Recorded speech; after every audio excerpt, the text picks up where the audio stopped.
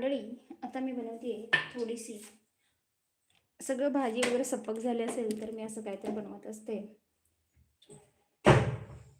तर लसणाची चटणी, त्यासाठी तर पाहिजे आपल्याला लसूण. लसूण घ्या, लसूण. तर लसूण सोलून घेते.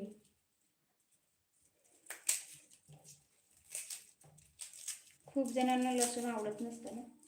मला वाटतं विदाऊट लसणाची पण तुम्ही करू शकता, पण ती लसणाची चटणी होणार नाही, नॉर्मल होईल. लसूण नसेल तर कसं मग? लसूण हे गुणकारी आहे सर्दी, खोकला आणि असं म्हणतात की स्किनवरचे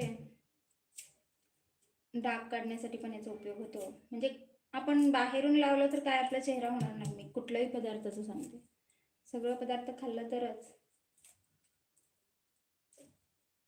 त्याचा आपल्याला रिझल्ट दिसून येतो. तुम्ही बाहेरून तुमच्या चेहऱ्याला किती पण लिपापोती करा,